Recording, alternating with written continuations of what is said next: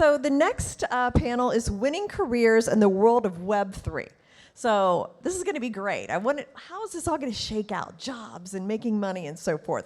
So we've got Naimul, Chris Liquin, Leslie Wheeler, Sebastian Oddo, Crypto Nova, and Katrina Gamueda-Smith. I hope I got everybody's name right. Come on out, guys. Hello, Mike. Here we go. Thank you, live mic. Thank you. Get my friends up here. I want to welcome all my aliens, apes, and zombies. My name is Crypto Novo. About 18 months ago, my phone rang. I picked it up. I was sitting in the classroom at the time, don't tell my principal, and some person answered, or was on the other line, and he says, hey, I've been seeing what you've been doing in the NFT space. You've been educating others. Well, I want to format that same thing into a larger picture. That larger picture was Vayner NFT. The person on the phone was Gary V. Woo. How did I get up here in that web NFT space as a career? Well, it took a lot of hard work and it took a lot of friends. With that, I have some friends on stage that are going to be talking about how they made it up here in the Web3 space. Starting with Cool Blue herself, Leslie Wheeler. Stand on up. Talk about a little bit about what we're going to be doing today. I'm going to stay sit down. Cedar, go for it. Yeah, I like your energy. I'm going to channel it while I'm sitting down. But hello, my name is Leslie Wheeler. I'm a senior account manager over here at Vayner NFT. And what Vayner NFT does is really working with Fortune 500 brands like Anheuser-Busch, Kraft Heinz, PepsiCo, Diageo, Coinbase, Coach, Tinder. I'm not going to read that whole long list. But we help intellectual property owners navigate this wild west of Web3. And the most important thing that I want us to know, we'll get into the work that we do a bit, but the most important part about our team is that we have badass jobs. And I mean that because we work in Web3 full-time, and we have full benefits, and we really get to partake in building the next iteration of the internet with some of the greatest in the world who are doing it right now. So we're also onboarding millions into Web3, and we're so excited to have gotten here, but we all got here in many different ways. Nova, what were you doing a year ago? A year ago, I was teaching the little ones of the world how to go from point A to point B in the kindergarten classroom in the physical education world. So I just was taking what I was learning from the Web3 space, NFT space, and then also helping other friends, my teacher friends, learn about NFTs. And it was just very welcoming, and I always welcome all my aliens, apes, and zombies, because you can tell I kind of identify as my avatar. And it was very welcoming to see that Gary just accepted me and all the other aliens, apes, and zombies I have up here on stage to help format, Vayner NFT to kind of push it in the proper direction. Nova was a teacher, and I was unemployed. We all have so many different ways that we got into Vayner. But that's the beauty of being early to Web3 and the power of persevering in this space, even when the odds are against you. So, okay, let's meet some of our team. Let's do it. Awesome. So let's start with Sebastian. Will you introduce yourself, and then we can go down the line. How did you get started at Vayner? Sure. Hi, everyone. Nice to see you all. My name is Sebastian Oddo. I'm the Senior Vice President of Client Partnerships at Vayner NFT. Before Vayner, I was the head of innovation for a sports marketing agency and worked there for over 12 years, really helping athletes, celebrities, and brands think about what was next. And when the opportunity came to me to jump head into Web3, I resigned that day and jumped right in. I knew this was the core team that was going to bring many of the brands into the future. So I'm excited to hear what others have to say on the panel too. I'm going to go over to Chris Liquin. Chris might not know this, but every teacher has a side hustle. My side hustle is coaching, and I helped establish lacrosse in the state where I was living. And through learning a little bit more about my coworker here, I think I actually coached against you when you were an athlete, when you were playing lacrosse back in the day. But besides that, tell us a little bit about yourself and tell us about how you got into this Web 3.0 career. That's awesome. Thank you, Nova, for that story. Yeah, the lacrosse days, I miss them. My name's Chris, everyone. I lead the strategy team at Vayner NFT. And for me, strategy in this world is a balance between crypto strategy, tokenomics, utility, governance, and corporate strategy. So helping our clients actually do stuff with the underlying technology, not just do NFTs for NFT's sake, but deepen their relationship with consumers, reach their strategic objectives. And so that's just what we're so proud of, is helping brands really understand the underlying technology and its use. Before Vayner NFT, I was at KPMG, kind of in corporate America, doing management consulting, strategy work for big brands, primarily in the media and tech sectors. I did worked on BuzzFeed's IPO. I worked on the merger between HBO Max and Discovery Plus. So real, old school corporate strategy stuff, which is super fun, and a skill set that I've been able to bring into the Web3 space, working with similar brands, but being on that front row seat down the bobsled of the Web3 mountain. So last summer, while I was at KPMG, my boss at the time said, "Hey, we got to start paying attention to this NFT thing. It's going to disrupt Hollywood. It's going to disrupt traditional media." And I'd been in crypto for a couple of years at that point, since 2017. So I dove right into the rabbit hole, started learning about all the NFTs, started trading, made an anonymous Twitter account, started posting data, analytics, cool charts. I was just learning out loud at the time, and just really, getting in the community and being loud on Twitter with, like I said, stats, charts and graphs, stuff that I did in my day job. And that's how I was found. Avery found me on Twitter and said, "Hey, don't just have fun doing that on Twitter. Come do that for us." And I realized, wow, this is an awesome career opportunity. And the rest is history. Shout out Avery Akineni, our president of Vayner NFT. Awesome. Naimul. Hey everyone, I'm Naimul Huck. I'm the Senior Vice President of Operations at Vayner NFT. My background is I've worked in agencies for most of my career, and before Vayner, I was leading the data and analytics team at a progressive political strategy firm that was founded by President Obama's former campaign managers. So we were working on big issues, federal elections, and I had my head down in 2020. And when I came up for air in November, I realized that some of my friends had retired from crypto, and I wanted to figure out what it is that I've been paying attention to in the side since 2013, but I hadn't dived sufficiently into. So over that year in 2021, I went really deep. I raised outside capital, and I got into a conversation with Gary about buying a VFriend. And it was just such a great connection between how I've thought about this space for a long time and his vision for the future. He'd been around since we were launching Twitter accounts and viral videos for enterprises back in 2008 and 2009. And I figured that he'd nailed it again. So it was a no-brainer for me to come on over and join the team here. So I've really loved it so far. As part of my job description is being a partnership strategist, I get to go out to events. These wristbands that I have from the events, it's not because I'm out there partying, I'm actually meeting individuals within this space. In Chicago, I was able to go to a Gutter Cats meetup. It was one of the first times that Token Proof was activating NFT wallet integration into getting into events.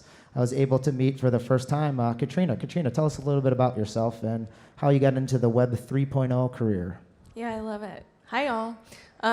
We have such a whip-smart team here. I just love hearing about them. So I got into Web3 about 4 years ago through cryptocurrency. I started investing in crypto without knowing what it was. I just knew that it was a different option than traditional finance. And I didn't really identify with traditional investment options.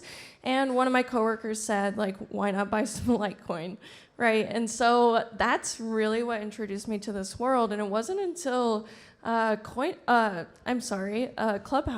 about a year and a half ago that I really started to understand blockchain technology. Kind of the rest is history from there. I got sucked in. I helped start a DAO. We threw the world's largest pizza party. We brought a product to market within 3 weeks and raised $1.5 million. This was all pre-Bored Ape Yacht Club, so it was very early before the PFP revolution. And yeah, I was just convinced that Web3 was the future. I started to do some consulting in the space. I was helping Web2 companies think about low-hanging fruit work streams that they could transition into Web3. And then I met Avery. I met Avery at a conference. I met her at ETH Denver. We spoke on a panel together, and she said, why don't we just go build the future of Web3 together? And yeah, like Novo said, we met in Chicago. I heard Novo say earlier, like, he got to apply his personal identity in Web3, who he really was, what he had created in Web3, and transition that into Vayner. And I was just sold. I was sold that I could build Web3 in a genuine way, both professionally and personally, in a way that resonated with myself. And so I've been at Vayner. I'm the chief of staff at Vayner NFT. I've been there for about 3 months, and I just could not be more excited to be working with this team. And I think that's the most rewarding thing for me is I'm able to be who I want to be. And Gary, Vayner, everyone there has been just accepting of that. And that's, extremely important to me because I am who I am and I don't want to change who I am. So Cool Yeah, Blue, I can echo that. tell us a little bit about, what's the most rewarding part about it for you? Just what you said. So the reason Novo is calling me Cool Blue as well is because I sometimes paint myself blue and wear a wig and dress up as my World of Women. So if you'll be around tomorrow, you might get a glimpse of it, or today, later on. But that is one of the coolest parts for me is that I was actually encouraged and inspired to do that by my team. So bringing who you want to be and parts of you that you're excited to experience in this Web3 space, you can bring into your job full time. So would love to hear, and Katrina, maybe we can do this background because you are the newest member, but 3 months is a good amount of time to really get a feel for what's happening and how you like it and anything that might be challenging. What is the most rewarding part for you so far? Yeah, so there are so many incredible things that Vayner NFT gets to do. But for me, as chief of staff, it's just so rewarding to see the way that the team works together internally. We have a lot of incredible organizations that we serve, right? Leslie started to go through the list. And we're doing it in this rapidly changing environment, right? Web3 is incredibly dynamic.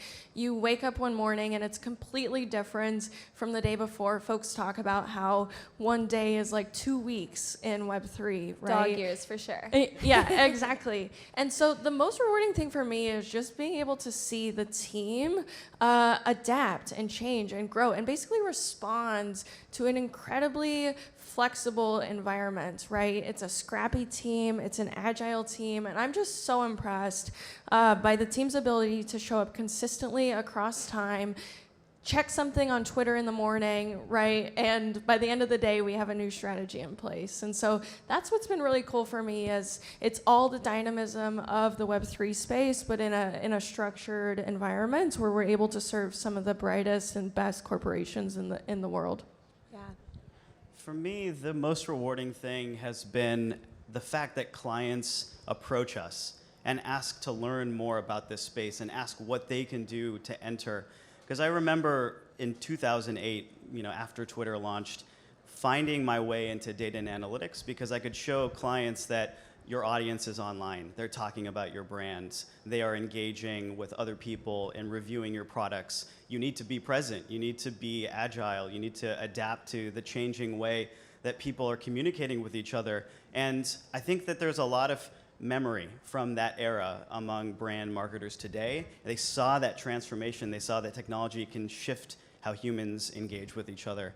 And so there is a deluge of interest. There's a lot of people in this audience. There's 15,000 people at this conference who are here to figure out what can I do for my business, for my audience, so that I can engage with them more deeply. And this is something that's going to get more intricate and nuanced and involved.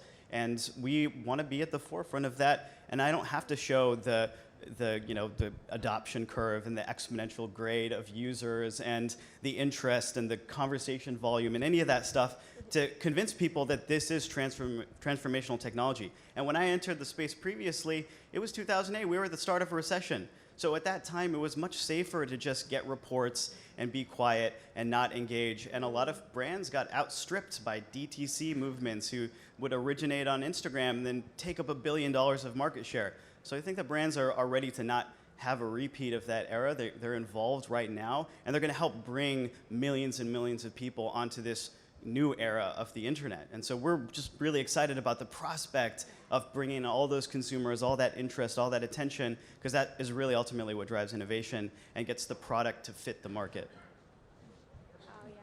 That's awesome. And yeah, I'll build off that answer actually, Naimul, because I think what I found most rewarding is when our brand partners are willing to help push the space forward. We're so early in Web3 adoption and development right now, and we're seeing so much experimentation by cool upstarts, right? New startups are coming into the space, new NFT collections are dropping, new venture money is coming into the space. Every single day we're seeing a new concept or a new idea. And I've loved when our brand partners are part of that innovation, are saying, we don't want to do a copycat program, we don't want to do a NFT for NFT's sake. We really want to use this technology to innovate ourselves and try something that no one has done before. So I think of a client of ours, AB InBev, one of their beer brands, Bud Light Next, actually partnered with a DAO. There was an exchange that happened on social media where the artist backing the Nouns DAO, his name's Gremplin, said, hey, our Nouns art would look really good on a beer can. And Bud Light was nimble enough and flexible enough and innovative enough to say, hey, there might be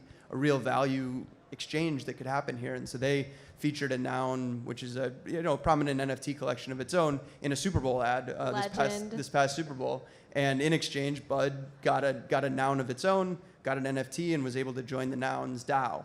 And now Bud Light is working with its NFT community on a proposal that they might bring into the Nouns DAO and actually participate as a voting member of a DAO, which is, first of its kind partnership, super cool. And I think for me, some of the most interesting stuff I've seen in the space from a major brand.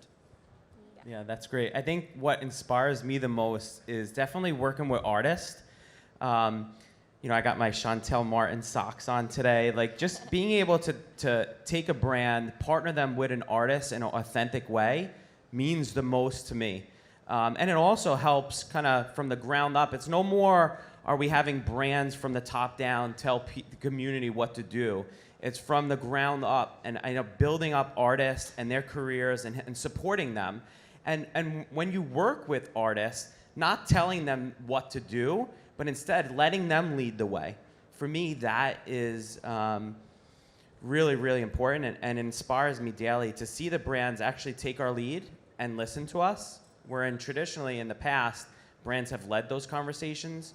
Now they're actually listening, so that's what inspires me. And that a lot of these artists are our friends too in the space, so we get to help them grow, watch them grow, and yeah, that's been really rewarding for me as well.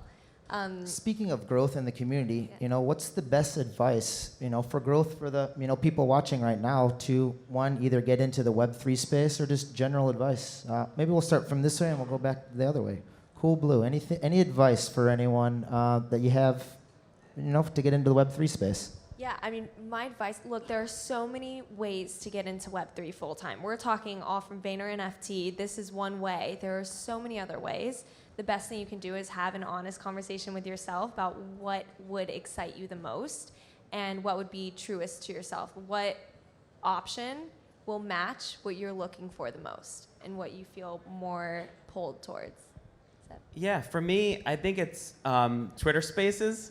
Like, starting to join Twitter Spaces and listening. You have to be an active listener in this space to learn.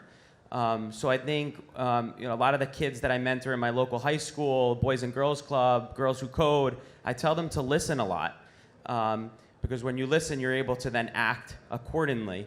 So that's my advice to everyone that wants to get in Web3. And one of the ways to do that is through Twitter Spaces. Awesome. Nova, I'll go back to the sports metaphor and say that Web3 is a participation sport. You got to really want to participate. And one of the things I found that worked really well for me is learning out loud. Like I said, I jumped in on Twitter. I didn't know anything about the space, but I was willing to kind of put in the work to educate myself, but also do so out loud. And hey, I'm learning a cool new thing. Let me post about it on Twitter. I'm doing some cool data and analytics. Let me start up a Substack. Whatever your special skill or talent or whatever your career ambitions are, find a way to do it and to start building a portfolio as a volunteer in the space. And then as you're finding connections here at NFT.NYC, as you're thinking about potential companies that might want to be hiring for your skill set, you have a portfolio of things where you're not saying, hey, this is my best work, but this is my journey. And you're able to share that with recruiters and with hiring managers. I think that's what I've seen the most successful folks who have gotten the coolest jobs in the space have put in the work up front to show that, hey, I'm a volunteer in this space, I'm willing to get there. And then companies are jumping at the chance to bring really passionate, excited folks into their ecosystem. Yeah, I'd say be open to the infinite possibility of what's undefined, right? Like I heard a podcast the other day where That was somebody so said deep, the Naimul. scarcest thing in crypto is attention, right? We have an inability to, and that's true of just human beings in general. We have limited attention and we're gonna focus on what's new. And if you went around the room right now and asked what's next, a lot of people might say resurgence of DeFi, DAOs, NFTs are going to make a huge comeback. There's new technology that we're just starting to explore. So we don't know exactly where this space is going to go next. That's one of the things that's so exciting about it. I went from being on Twitter and Discord a lot, making friends, being open to that possibility. I saw a tweet from someone who works with Gary about how he was offering white glove service to people who wanted to buy a VFriend. I reached out. I had a 15-meeting minute with a guy who has almost no time in the world to do anything outside of build lots of businesses. And he took the time to talk to me because I was open to that possibility, and that got me into a career. So there are so many chances like that, especially in this room and in this venue. There's going to be a lot of interactions that if you don't pause and open yourself to that, you're going to miss the chance. So I'd say if there's a meeting, always take the meeting. If there's a chance to reach out and engage with someone, there's a higher likelihood here that you're going to find someone with a common way of thinking about the thing that you're passionate about. And you're going to find that there's opportunities to build. Go in without an agenda. Go in just to share your passion. And you're going to find that those infinite possibilities turn into manifest realities. I love it. Okay, so how to get started in Web3? I mean, obviously, this is a great start. I think that everybody here is a foot ahead of a lot of folks who are standing on the sidewalk in Times Square and not entering into new spaces. The biggest thing for me, and I talk about this a lot, is, like Naimul said, we're building the future. This is the next iteration of the internet. If you don't like what you see in Web3, or if you see an opportunity, well, get out there and build it, right? There's so many opportunities to show up and play, and I think that's honestly the best way to get involved. If there's an organization that you identify with, a little bit like Leslie said, if it speaks to you, then go out there and apply. Go to that organization and say, I think I can add a lot of value. But there's so much opportunity within Web3. There's so much that's undefined, right? There's so much that's just sitting out there beyond the horizon, just essentially waiting for you to come and build it. And the time is now, right? We're in a builder's market. There's an incredible opportunity to build something meaningful now that stays relevant long term, because you have the time to focus, because you have the time to deliver what's needed in the space. And so that's what I always love to tell folks is, if you don't like what you see, come out and build it with us. We'd love to have you. We'd love to have you on the train with us. Yes, amazing point. If you don't see, sorry about that. Amazing point. If you don't see an opportunity, or you don't find an opportunity that you really want, create it. Build it yourself. So give it to Novo to Opportunity, that's what it's about, opportunity. I try to surround myself around the smartest people. I have some of the smartest people around me on this stage right now and in this very room. And we want to surround ourselves around more smart people. So if you're looking to get into that Web3 space, I'm going to be walking out the back there in a minute. I only have a couple of these. There's QR codes. We're looking to hire. So if you need a job, you want to look into it, we're here to help. We're always here to help. I want to thank my friends on stage. I'm Crypto Novo. Thank you, panelists. Stay positive. Love life. Peace. Novo. Thank y'all. Peace.